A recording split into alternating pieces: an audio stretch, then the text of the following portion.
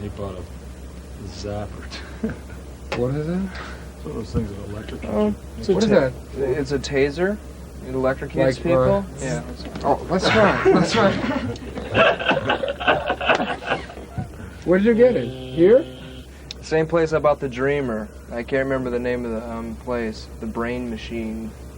What is it, Shop. like an import shop or something? Is this? Not necessarily. No, I think it was. I think most. And of the this stuff is the they sell Dreamer. is here. Yeah, this is the Dreamer. Did you And try it? I've tried it. Yes. What did you dream about?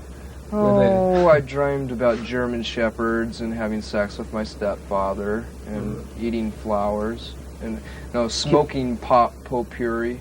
How do you pronounce that? Potpourri? Potpourri? Yeah. Right. I like to smoke potpourri. Like, can you choose what kind of dreams you can have with this machine? Or No. just- No, it's not necessarily dreams. It is a there are like 6 different functions. Right. They're programs, and they basically just help with stress, insomnia, relaxation, creativity, concentration, and meditation. That's funny. Like the stress key. Does it take you to a stress situation, a condition? Is that it? It would relieve you of stress. Right. And these Relieve are any these are way. the glasses, and they're I don't know all the technical terminology for exactly how to explain it, but they flash red lights on and off in different patterns, So- and they coincide with your alpha and whatever other Right. alpha and beta waves in your brain, But- and then there's a sound that goes along with that also. It's you ha- really amazing. It Do you have really to works. keep your eyes open to? No, you close your eyes. It's just like staring into the sun and going, You can feel the flashes. yeah. You can see the flashes, and That's after a while, you don't see red anymore. You see all these different patterns of different colors and stuff. It's really neat, and it relaxes you. Excuse me. But I can't Sure, demonstrate you it because I have the wrong voltage. But I look like I'm in a techno band, like the Shaman or something, don't I? Looks like some of those virtual reality machines. Did you Yeah, ever that's try basically what this is. I haven't tried one though. I'm really interested in that stuff. But I can't find any places where I would be able to try one out yet. Do you think that something like that would help you when you're in the studio, like trying to create or to do something? And that's not the purpose you're using it. I hope so. I've only just tested it for 1 hour today, and I was pleased with the results. It really made me feel good. Good. It really made me feel relaxed. That's So it's good. great. That's good. I was going to ask you about relaxing because everybody's taking good time here in Brazil, taking vacation. All the other bands are in the festival, and you are in the studio working. Why is that? Do you have? Well, to? we're not necessarily working. We're just practicing, just trying to make songs because the studio was available, and we just like to jam sometimes. So we decided to do a little bit of pre-production for our next record, see what the new songs would sound like, record it, and maybe add some parts and just make some songs. You know. But Nirvana is not in the kind of pressure to do a new album. That's not why you're working here in Rio or. No, Not no, really. no. I don't think we're really under pressure. I mean, we have enough songs for the new album, but we would like to have more. We'd like to have more to choose from. Definitely. We have about maybe 13 songs. And we begin recording in the second week of February. So that's pretty soon. And we're only allowing ourselves 2 weeks to record. Right. To record and mix, and that's it. That's the album. And if we don't do it in time, we're not going to put out an album. Right, but you don't have any date specifically to put this album out. I mean, or no plans on the plan. No, plans? except we have a date to record. We have to record starting the second week of February. Second week of February, right? And so in Brazil here, it was very spontaneous that you were working in the studio here. And I was wondering, how was the show in São Paulo for you? And did you feel confident enough to try some more new songs on the show? You tried just one, right? In São Paulo. I don't remember. I guess it was just one, or at least. I you think we announced- played a couple of new songs, and then we did some new wave songs. You know, when we Right. started jamming and stuff. But for the most part, we don't want to over practice the new songs. Actually, it's a good idea to play new songs. You know, to see what the vibe is like live. But I guess I don't have an explanation why we didn't play more new songs, really. Right. But well, maybe because Normally it was- we do, but and a while ago we got so tired of people bootlegging stuff, and we want the new album to be more or less a surprise. We don't want anyone to know what the new songs sound like, because it'd be bootlegged like that, and everyone wouldn't be as surprised hearing the new songs. Well, the press is talking about this new record that they say is going to be more heavy. I mean, can you give us any hint of that? What is heavy? Yeah, what is heavy? Yeah. Can you define something like that? Who said it was going to be heavier? I read it in Rolling Stone maybe. Fuck them. What would they know? Yeah, and you're not going towards any specific direction or heavy direction or something. I think we're going in more of an experimental new wave type of direction. It's kind of hard to explain. Actually, have you heard the Incesticide record? Mhm. That's the kind of band we used to be. We used to be more like Gang of Four, new wave influence, like more experimental with more noise and different effects boxes and stuff.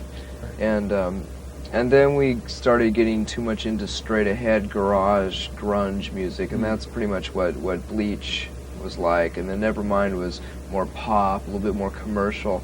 And now we're kind of reverting back to the first thing, which would sound more like Incesticide, just weirder stuff.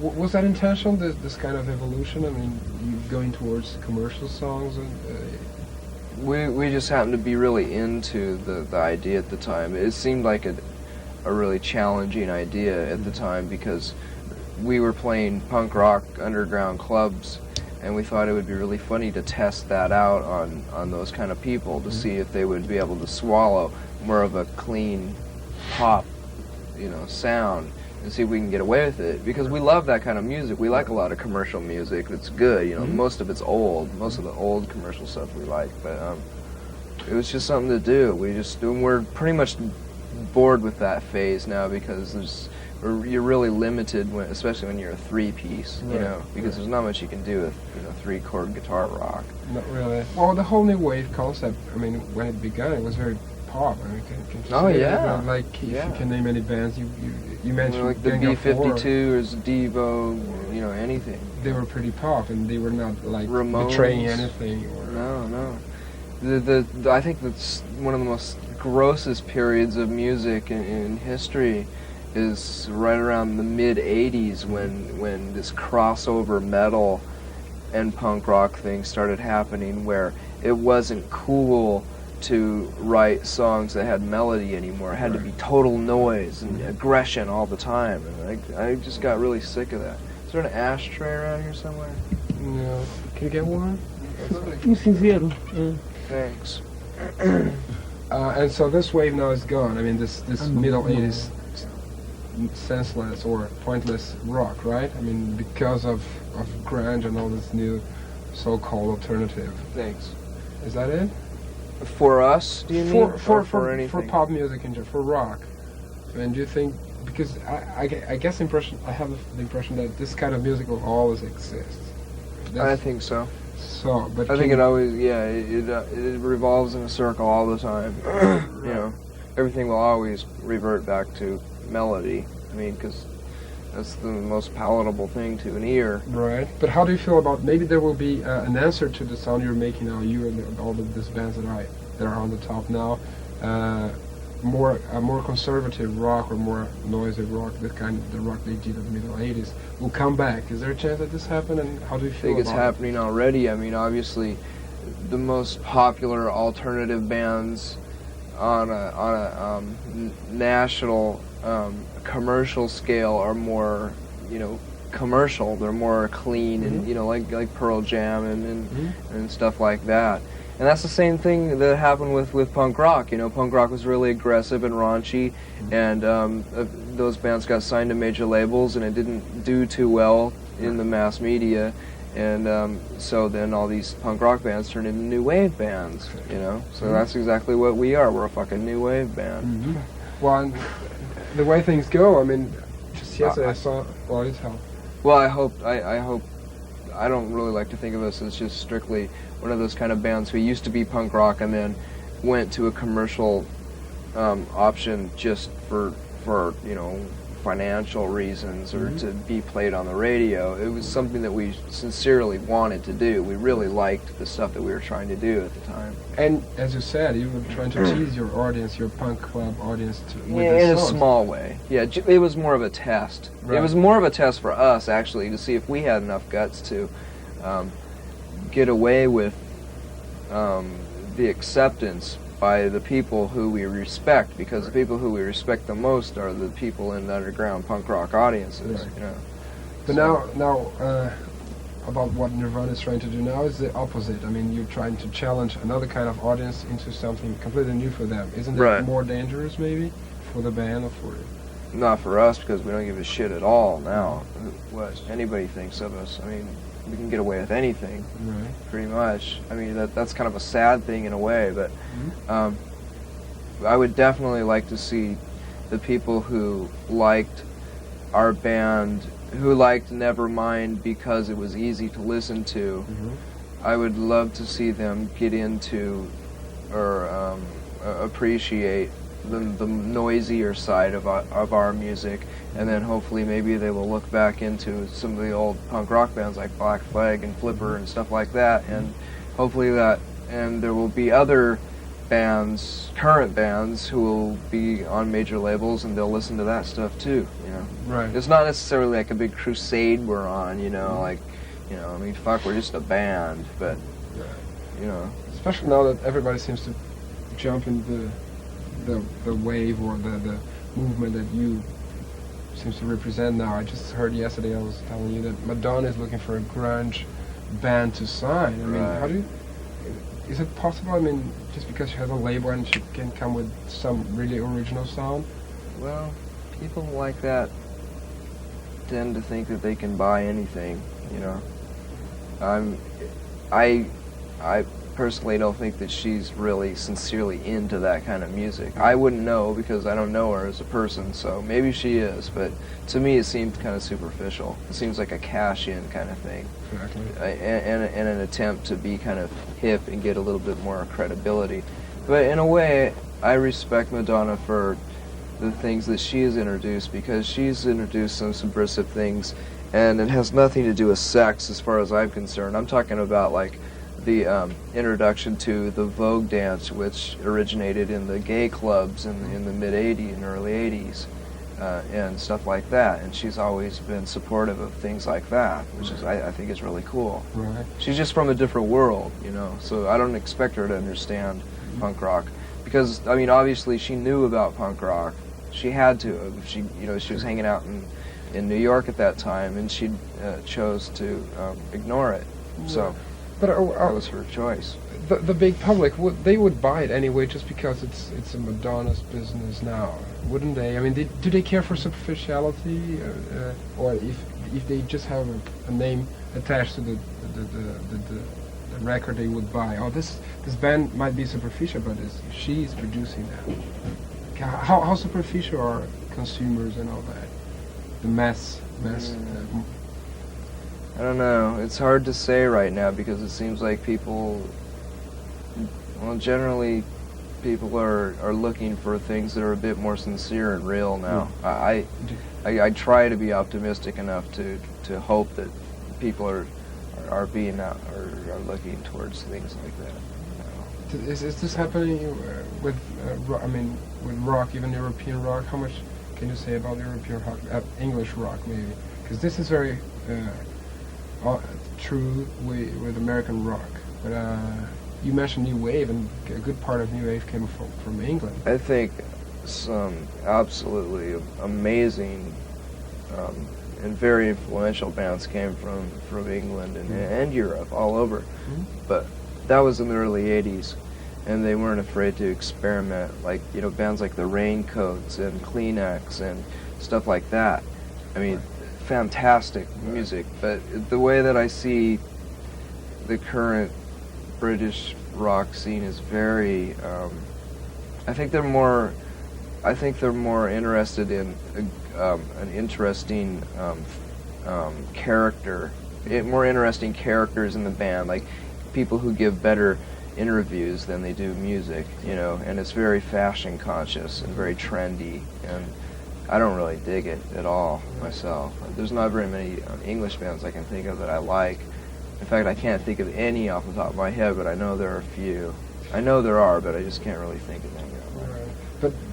But bands, English bands from early 80s, I remember an interview with you. You said something like the 10 most important records for you, and one of them was from a band called Young Marble Giants, which is, I thought I was the only person that listened to that. I was very it's a very simple record at all. Yeah. Can you say it's like, how close is it to your intentions in music? Because it was this record from Young Marble Giants.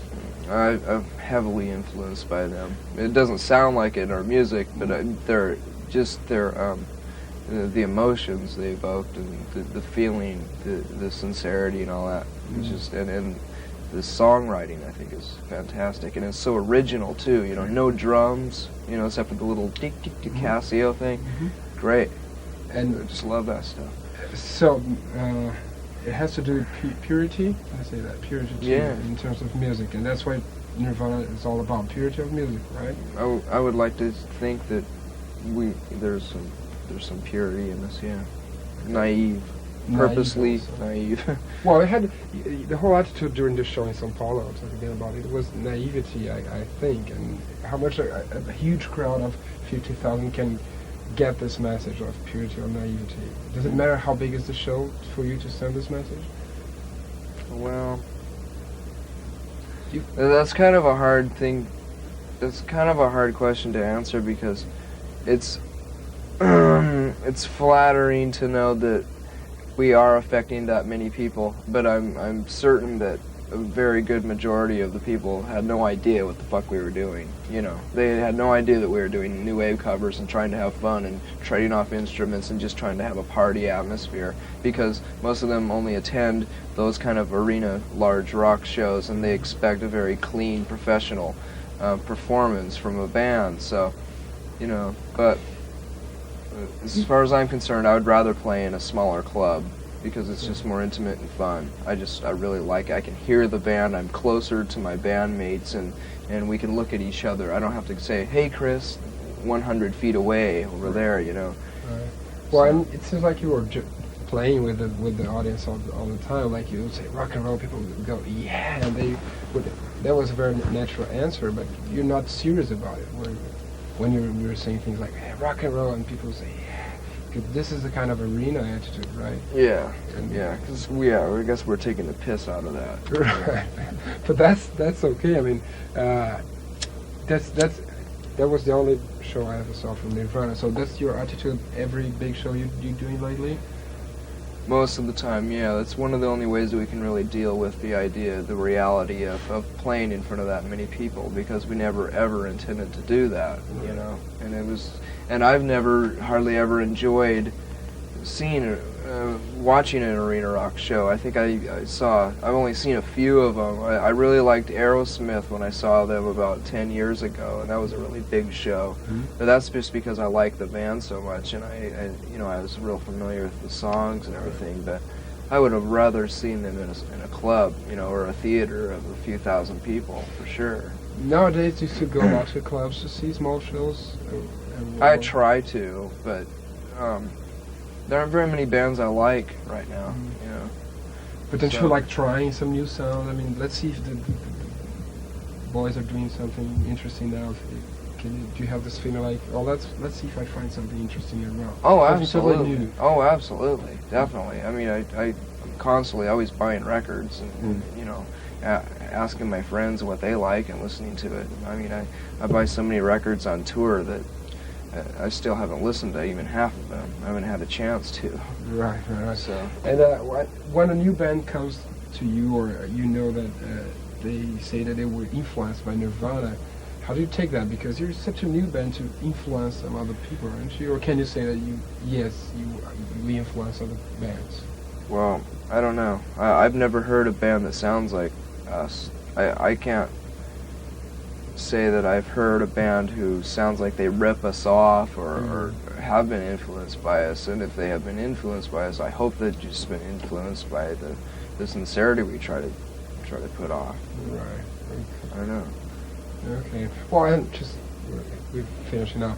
You were given an interview to a fanzine before us, okay?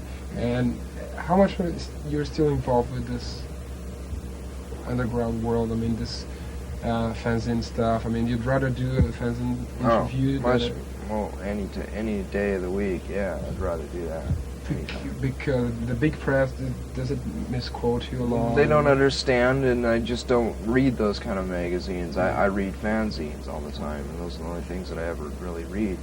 Normally, I don't really even care what my favorite bands have to say, you know? Because I know they probably, you know, agree. I agree with pretty much the same philosophies and ideas that they do anyhow, if we're into the same kind of music, or basically the same kind of music, so... You know, that's just that's just like the icing on the cake. That's just an extra little thing. You yourself, do you see things that you said that are often misquoted a lot in the press? Constantly. 98% of the time, yeah. And how much? But not with fanzines usually, because they understand us. But with other magazines, and there are a lot of magazines that just don't give a shit. They purposely misquote you just to have a funny story, you know, or just to fuck with you, or to, you know, just to sell their magazine, because that's the only reason they're in it. Anyways. Okay. Well, thank you. Oh, one final question, because In Bloom Law is like #1 video on MTV here, so I want to ask you one question about it. The same laugh that it seems that you were taking with the audience at the show in São Paulo, you were taking with video watchers with In Bloom, right? Which was a totally simple video and all. I mean, how intentional was that? I mean, well, you don't like videos, or how come you made maybe Smells Like Teen Spirit in the same purpose? And now you said no. In Bloom, the In Bloom video is like it's the beginning of an answer to all that, even to MTV or to the whole video universe. I'm not really sure, because I'm not really opposed to videos. I don't hate them. Sometimes they're fun to do. Especially that video was fun to do because it only took us 6 hours. Normally a video will take the whole day, just like over and over and over. We only had to listen to the song like 4 times. And it was great. It was really great to be able to do that, and it was totally spontaneous. Courtney had brought some dresses with her. She was taking them to a friend's house, or she had borrowed some dresses from a friend of hers, and so I thought, hey, let's put some dresses on and, you know, dance around in those. And that was just, you know, everything was just pretty much spontaneous. The basic idea was just to, you know, do a video that looked like it came from the early '60s or the late '50s. Well, what about the other version that you were more with suits and all like that? It was done in the same day. Yeah. You just change your clothes. Yeah, we just changed our clothing. Okay. Yeah. Oh, and you mentioned that Courtney came with those dresses, and she's recording right here. I mean, do you by any chance interfere with what she's doing in her work, or how much does one interferes with other works? Yeah, we get in each other's way every once in a while. Well, yeah, but I mean more intentional. We just like to be together all the time. Mm-hmm. You know, we're best friends. She's my best friend, and so when she's playing music, I like to listen to it and maybe suggest some things, and she does the same thing with me too. And this was just an opportunity for her to. She came with us, and Patty, her drummer, came too. It's just a vacation, and so this was just a spontaneous thing for them to just make a few demos and see what they're going to do with it. Okay. Yeah. Okay. Thank you very much. Yeah. Okay, it's rolling. Arnaldo Baptista, is that how you pronounce his name? That's it. Mm-hmm. Where did you hear from them? I mean, who told you to try to look for this band? My friend Bill Bartell, who is he has a record label called Gasatanka Records, and he was in White Flag, and he's friends with Red Cross. He's a very nice guy. He has a mustache, and he's a really nice guy. and he sent me a tape of the first 2 records a few weeks ago, about a month ago, and I really liked it. And he said, if you go to Brazil, you have to say to everybody that this is a great band, and I agree with him. I think this is a very influential and cool band for the time. How did it sound to you? I mean, does it have like a Brazilian kind of sound on the background? Yeah, there's a lot of Latin rhythms in there in some of this music. Yeah, because they came with this idea that let's mix Brazilian rhythm and rock, and this was in the late '60s. Right. Can you say something like typical from Brazil there? Yeah, oh definitely. There's some, I can hear the rhythm and the influence in the music a lot. I respect them so much.